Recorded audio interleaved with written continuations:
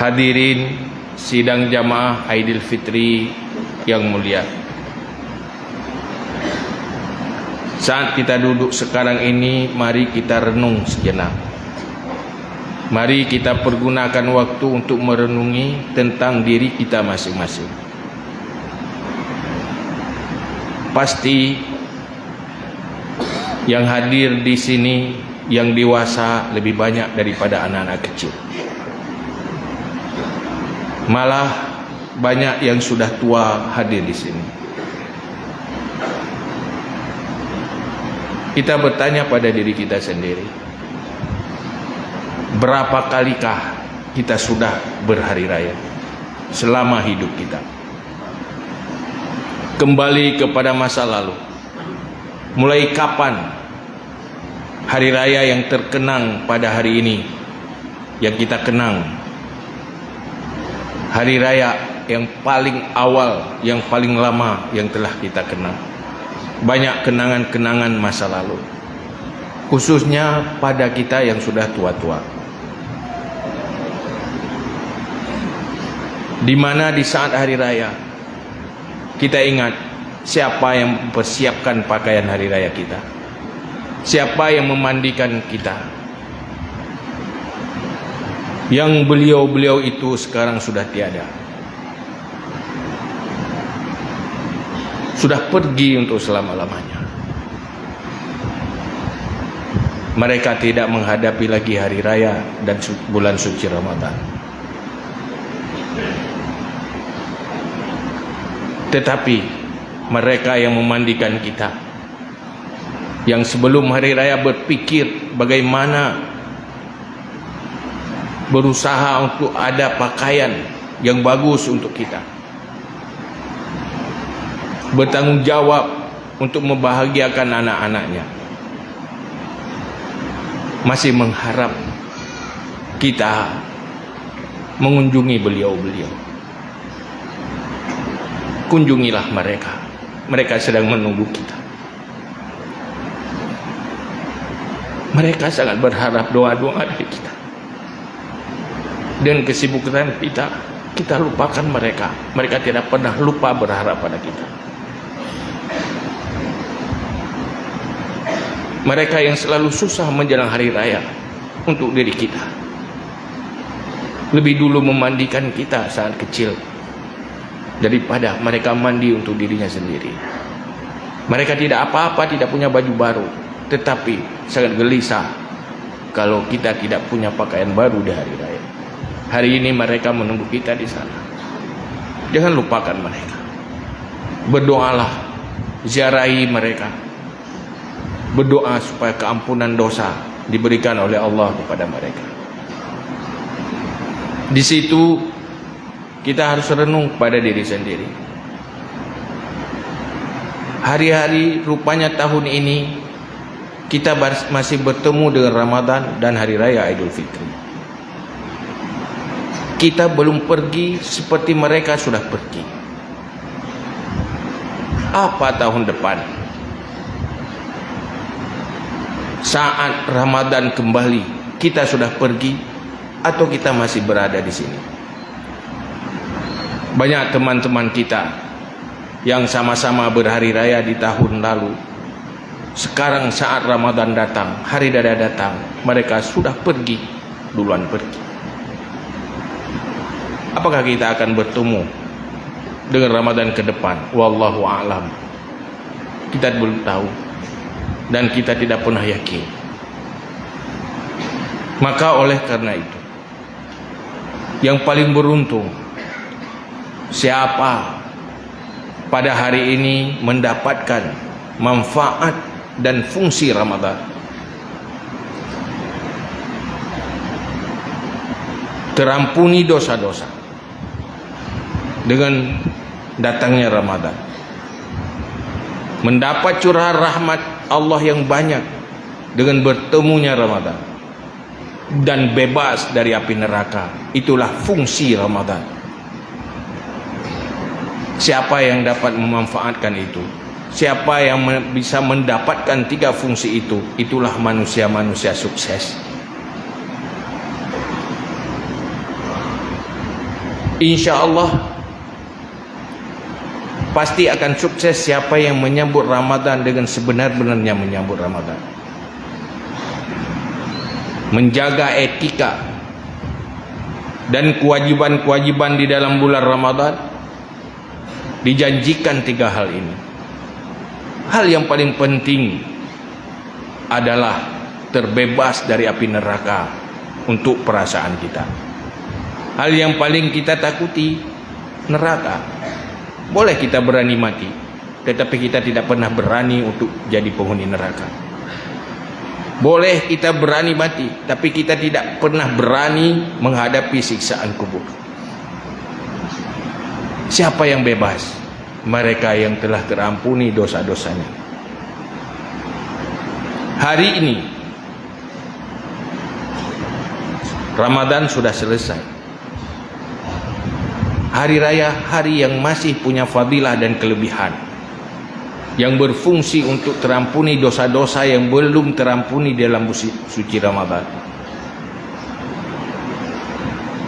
Maka di hari ini kita sesali di atas Ramadan yang lewat tanpa kita sapa dengan serius, tanpa kita muliakan dengan serius. Sesali itu. Bercita-citalah di hati, semoga Ramadan ke depan akan saya sambut dengan sempurna. Tidak terlewati begitu saja seperti Ramadan yang baru lalu itu.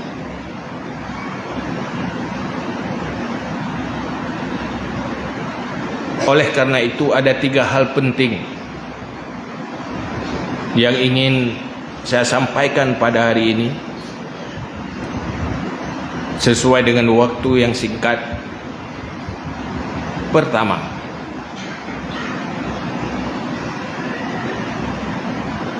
bahwa hari raya adalah hari kemenangan bagi mereka yang mendapatkan 3 keuntungan itu. Rahasia-rahasia yang tersembunyi yang diberi nama dengan rahmat yang dijanjikan kepada orang yang menyambut bulan suci Ramadan, kemudian terhapus dari semua dosa, hutang dosa terlepas semua, yang ketiga terbebas dari api neraka. Itu hal yang pertama, sebuah kesuksesan dan kebahagiaan. Maka wajar hari ini kita melakukan hari kemenangan, menghadapi hari kemenangan. Kemenangan apa? Kemenangan dapat rahmat Allah, kemenangan terampuni dosa, kemenangan terbebas dari api neraka. Itu yang pertama. Yang kedua, Ramadan intinya adalah kita diajarkan untuk mampu menjadi orang yang bertakwa. Lewat apa? Lewat kemampuan kontrol selera dan emosi. Di ujung ayat Allah mengatakan la'allakum tattaqun. Kamu diwajibkan berpuasa sebagaimana diwajibkan kepada umat-umat sebelum kamu. Ujungnya supaya kamu menjadi orang baik, orang yang bertakwa, orang yang bahagia di dunia dan akhirat. Sumber manusia hasanah fid dunia dan akhirat modalnya adalah takwa. Siapa yang takwa? Takwa tidak pernah lepas dari kemampuan kontrol selera dan emosi.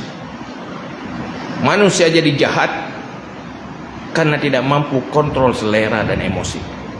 Manusia jadi buruk karena tidak bisa kontrol selera dan emosi sesuai dengan etika agama, rumusan-rumusan syariat. Kalau makanan kita bisa kontrol tidak makan saat kita lapar, saat kita sudah haus tetap bisa tidak minum, karena itu terlarang.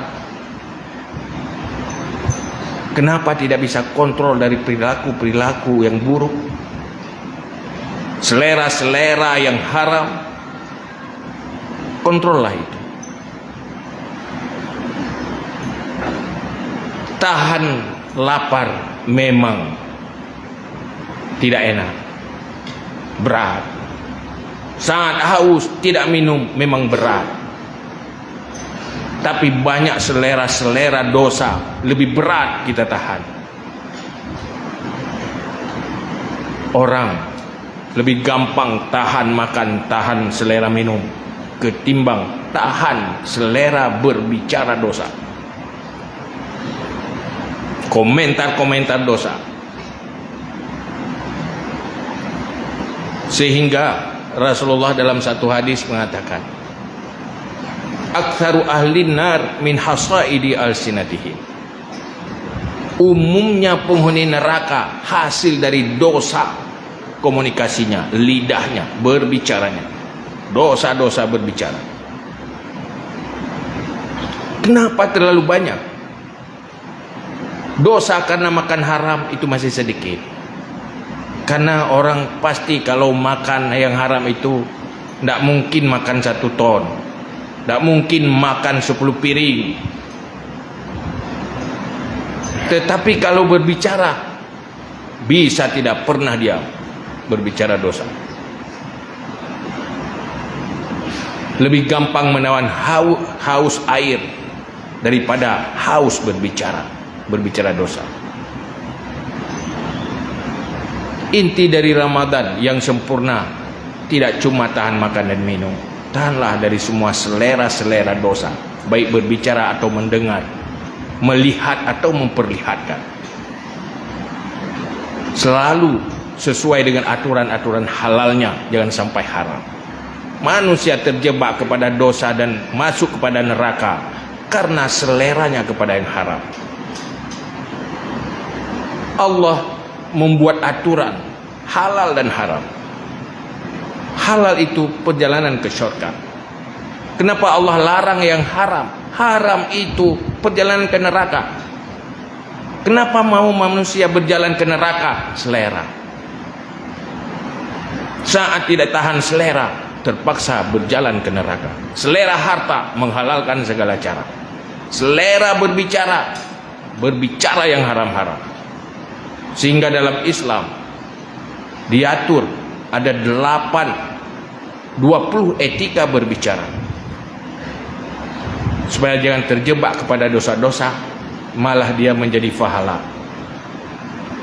Maka lewat Ramadan, kalau kita sudah bisa kontrol selera makan dan minum, kontrollah selera berperilaku haram, berperilaku dosa. Itulah perjalanan ke surga. Kalau sudah mampu menghindari melakukan hal yang haram, kita sudah mampu menghindari berjalan dari perjalanan neraka. Selanjutnya, hari ini hari raya, khususnya di Aceh dan mayoritasnya umat Islam. Mereka telah mampu membudayakan hari raya yang luar biasa. Khususnya di Aceh, para leluhur kita mampu membuat hari besar Islam ini menjadi hari penting. Sehingga banyak daerah-daerah lain sama antara hari raya dengan bukan hari raya. Malah orang tidak tahu ada beda rasa antara hari raya dengan bukan hari raya. Tapi di Aceh, orang Aceh sudah berhasil membesarkan itu. Sehingga kita melihat, memfungsikan hari raya, hari untuk keampunan dosa, saling bermaaf-maafan. Maka uronyo na dosa antar manusia, yang han asi, han ampun cuma nge-istighfar. Ndak ampun hanya dengan ibadah-ibadah, zikir-zikir. Tetapi kalau dosa antar manusia itu perlu istibrak. Mereka halalkan dosa yang berkaitan dengan manusia itu. Maka fungsi hari raya minta maaf, tapi dengan syarat-syaratnya. Jangan kita kira asal sudah minta maaf sudah lepas. Mereka harus maafkan dari hatinya. dan dia tahu apa yang dia maafkan. Kalau ada harta orang di kita, minta maaf, bilang harta apa. Yang baik dia nak tua tak ya, tak boleh orang raya lagi maaf. Nak maaf dosa lu kadang naruh hataron bak lu. Iurinya nak depu nya potrat nya, kagak pemaah aju. Nya depu hang pemaahnya hana pulih dosa. Payah pegang. Man wate tak pegah mutamah bengeh kiban mah ke mutamah pemaah kagak hanaklah, maka payah cako rayu mereka supaya dimaafkan. Ini apalagi suami istri. Kadang dosa-dosa istri pada suami itu sudah puluhan tahun lewat hari raya, hendak pernah selesai dosa dengan suaminya. Kadang ada suami yang berdosa kepada istri sudah puluhan tahun berhari raya, tetap permanen dosa itu, hendak pernah terbayarkan. Malah kadang-kadang ada dosa yang dianggap kalau dengan suami seakan-akan itu tidak dosa. Nyan ba uroyo kajak kemah. Wo ya le kemah. Kalau baru dimaafkan harus menangis, menangislah supaya hatinya luluh dimaafkan. Baik pedeng ti dari. Pedo nauri nang ilu hanapu mengasalah ngelako ko hanap payah le kemah. Oh payah dengku. Karena paling banyak interaksi antar suami istri. Istri, hal yang paling beruntung adalah ridha hati suami kepadanya.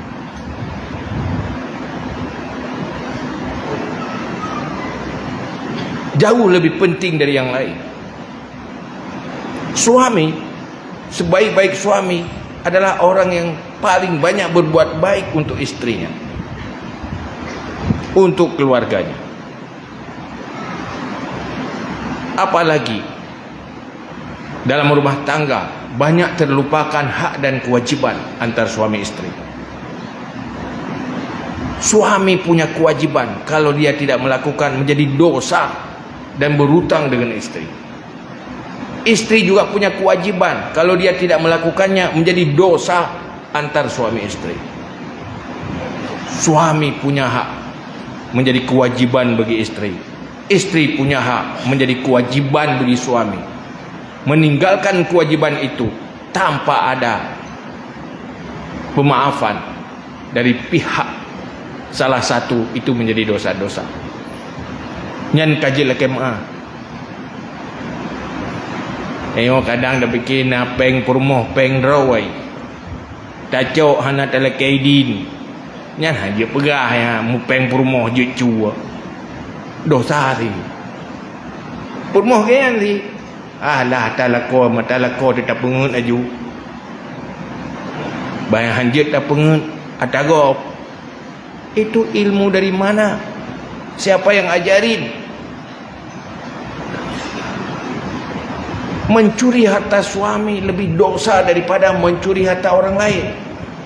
Pertama, menyakiti suami yang diperintahkan kita untuk berbuat baik. Yang kedua, mencuri. Jadi baiknya konsep-konsep hai mengata rumah teh jiat atu pengut-pengut aju, tetap Allah mendosakan itu. Yang istri tidak boleh nipu-nipu punya suami. Maka kalau sudah nipu, kita suami-suami ditipu istri, jangan minta bayar, maafkan saja. Tetapi yang istri minta maaf. Hai ilong nalu pengedron gara-gara COD dum. Aruh lum pengeju, mempegah orangnya lum blow gulai 50 lum pegah tertu. Padahal bayar COD. Nya ya pegah balako ne puah maah ne puah halu be mendosa ai tiji orang kira tengah. Itu baru contoh atau kata-kata yang saling menyakiti. Suami walaupun pemimpin rumah tangga juga ada batas-batasnya. Jangan lampaui hak-hak yang diberikan oleh Allah. Jangan tinggalkan kewajiban-kewajiban. Maka pada hari raya ini pastikan dulu, jangan sibuk minta maaf dengan orang lain, padahal orang di samping kita masih punya utang dosa yang belum selesai. Minta maaflah. Bahaya kalau mati sebelum selesai minta maaf. Juga dengan saudara-saudara yang lain, dengan tetangga, pergaulan dan semuanya. Itulah budaya yang sudah dibudayakan, minta maaf. Tetapi maaf itu harus dari hati. Tidak cukup basa-basi dengan lidah, tidak selesai. Pemaaf dosa lung, kalau pemaaf putra dosa, hanam depu api. Ia urung pegah kau depu lekai maaf, ia urung pemaaf nak depu putra kau pemaaf, itu tidak selesai. Yang kedua, yang selanjutnya, yang ketiga, hari raya itu hari sosial. Dalam Islam pertama diwajibkan membayar fitrah. Wajib membayar fitrah. Siapa yang wajib? Orang miskin wajib, orang kaya juga wajib. Kecuali miskin kelewat miskin, tidak cukup untuk kebutuhan satu hari raya. Rupanya semuanya diperintahkan untuk memberi, tapi tidak semuanya dibolehkan untuk jadi penerima. Yang miskin wajib fitrah, kecuali miskin tidak punya apa-apa, tidak ada kelebihan untuk kebutuhan satu hari raya. Ada kelebihan baju, jual untuk bayar fitrah. Yang penting pada hari itu tidak telanjang. Kalau cuma orang cukup kebutuhan pokok satu hari, pasti di bawah garis kemiskinan kalau ukuran kita sekarang. Tetapi wajib bayar fitrah. Apalagi yang kaya.